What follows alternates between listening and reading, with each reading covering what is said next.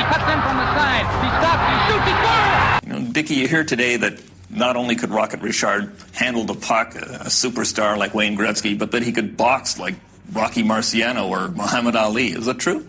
He had the quickest punch, as I say, in the league. He could throw them faster than anybody. This is why they all feared him. There was fire in his eyes every time he got the puck.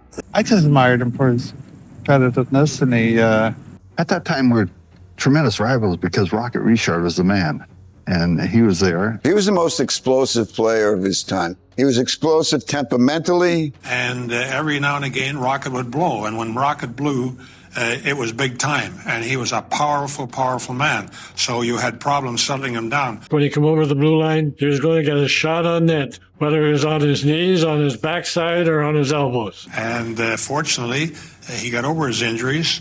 And you knew as soon as he was whole that somewhere in that heart was going to be a star, because he was so determined. He was the most determined athlete I have ever seen of any sport.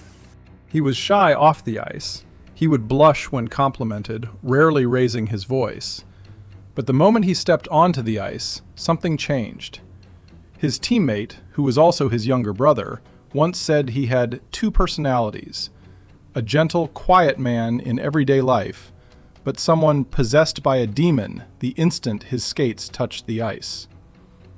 Wally Stanowski, a veteran of the Toronto Maple Leafs, described the look in his eyes as resembling a psychiatric patient who had just escaped from the asylum. He was the Rocket.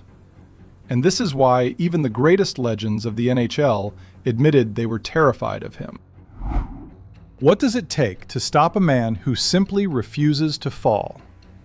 Earl Seibert was one of the most physically imposing defensemen of his era, a 210-pound wall playing for the Detroit Red Wings. In one desperate attempt to bring the Rocket down, Seibert leaped onto his back, wrapping both arms and legs around him like a living backpack. Any other player would have collapsed under that weight. He did not collapse. He did not slow down. He kept skating more than 60 feet with Seibert clinging to his back before pulling off a deke past the goaltender and burying the puck with just one hand on his stick. Only after the goal did he shake Seibert off, tossing him into the corner like a piece of unwanted luggage. Goaltender Emile Francis, who faced him many times throughout his career, recalled with disbelief, "Rocket once scored on me while carrying not one, but two men on his back." The message sent to every defenseman in the league was impossible to ignore. You cannot stop this man through physical force alone. Whatever burns inside him is stronger than anything you can throw at him. Bobby Orr, one of the greatest players in NHL history, put it this way: "My peers and I used to cut out every picture of the Rocket from the newspapers. We knew everything about him. He represented total commitment. When he was in the locker room, everyone played better because no one wanted to let him down." In the era of the original six, no rivalry burned hotter than the one between the Rocket and Gordie Howe of the Detroit Red Wings. These were two forces of nature moving in opposite directions. Howe was cold, calculated, and methodical, while the Rocket was an unpredictable explosion waiting to happen at any given moment. But what made this rivalry truly terrifying was not just the physical confrontations on the ice. It was the pride that fueled them. He frequently faced racial and cultural slurs directed at his French-Canadian heritage, words designed to humiliate and destabilize him. Instead of shrinking, he responded with a ferocity that Howe himself described as a man who never took a backward step. Gordie Howe, writing in 1995, admitted with rare honesty, "I really hated that guy. He hated me too. He was an incredibly strong man." Yet by 2007, Howe's words had shifted towards something closer to empathy. "I felt sorry for the Rocket. I got the feeling he never really enjoyed the game. If he didn't have a good night, he was just waiting to explode." Bobby Hull, who witnessed this era firsthand, went even further. "The Rocket drove everybody crazy, and I was there to see it. He was a true demigod of this sport. He played every game like it was a personal act of revenge." Some players are brought into a league not to score goals, but to intimidate the ones who do. Bob Killer Dill of the New York Rangers was exactly that kind of player. A violent enforcer whose job was to physically threaten the opposing team's stars before and during the game. On December 17, 1944, the media built up the confrontation between the Rocket and Dill as a clash between a scorer and a street fighter. What happened that night, however, was something nobody in the arena expected. In the second period, Dill repeatedly crowded and provoked him. In one exchange, the Rocket unleashed a single punch so fast and so precise that Dill dropped unconscious on the spot. The newspapers the next morning ran the headline, "Dill Pickled." But the story did not end there. In those days, there was no dividing partition in the penalty box. Both men sat together.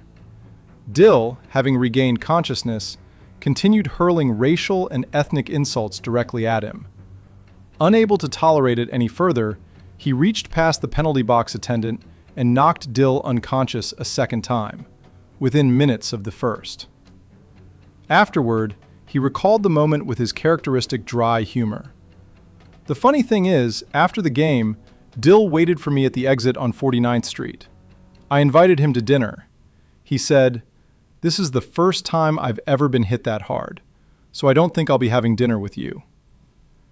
Dick Irvin Jr., son of the legendary Montreal Canadiens head coach, reflected on what that night meant for the rest of the league. After that evening, players simply stopped trying to pick fights with him. They realized it was an act of self-destruction. There have been many great players suspended in the history of the NHL, but there has only ever been one whose suspension triggered a civil uprising. On March 13, 1955, during a game against the Boston Bruins, defenseman Hal Lako struck him across the head with his stick, opening a wound that required 5 stitches to close. What followed was an eruption that no one in that arena could contain. He retaliated against Lako, and when linesman Cliff Thompson intervened and attempted to restrain him, he knocked Thompson unconscious with a single punch. NHL President Clarence Campbell responded with the harshest possible punishment: suspension for the remainder of the regular season and the entire playoffs. The city of Montreal did not accept it quietly. On March 17, 1955, fans stormed the Montreal Forum, pelting Campbell himself with tomatoes, eggs, and debris. A tear gas device was detonated inside the arena, forcing a full evacuation. The riot spilled onto St. Catherine Street and burned through the night, leaving behind an estimated $500,000 in damages. No other athlete in the history of North American sport had ever provoked that scale of public response simply by being suspended. His teammate, the most elegant gentleman in NHL history, said, "He turned a hockey team into a religion. Don't look at the statistics. Look at that face. Do you really want to stand in front of that demon? You cannot buy the Rocket. He belongs only to himself." There are performances that win games, and then there are performances that rewrite what people believe is humanly possible. In the 1944 playoff semifinal against the Toronto Maple Leafs, he scored all 5 goals in a 5-1 victory, single-handedly dismantling one of the most competitive teams in the league. It was a display so complete, so dominant, that it left sports writer Charles Mayer facing a decision no journalist had ever faced before. Instead of selecting 3 different players for the 3 stars of the game, Mayer awarded all 3 positions, 3rd star, 2nd star, and 1st star, to the same man. When his name was announced for the 3rd time, the Montreal Forum erupted into an ovation that lasted nearly 4 minutes, the longest standing ovation in the history of that arena. The numbers behind the legend tell their own story. 82 playoff goals, a record that still stands with the Montreal Canadiens to this day. 18 game-winning goals in playoff history, and 7 playoff hat tricks, second only to Wayne Gretzky across the entire history of the NHL. When he announced his retirement in 1960, after 18 seasons in the NHL, the reaction across the hockey world was something difficult to describe, a mixture of relief and grief arriving at exactly the same moment. Relief because the most terrifying force the league had ever seen would no longer be coming for you. Grief because everyone understood that what they had witnessed could never be replaced. When head coach Toe Blake was asked how the Montreal Canadiens planned to fill the void left by his departure, Blake answered without hesitation, with 2 men. 3 words. That was all it took to summarize 18 seasons, 544 regular season goals, 8 Stanley Cup championships, and a presence so overwhelming that no single human being could replicate it. When asked about his own legacy, he simply said, "I am just a hockey player. Just a hockey player." What do you think about him? Share your thoughts in the comments below. If you enjoyed this story, please like this video and subscribe to our channel so you never miss another great story. Thank you so much.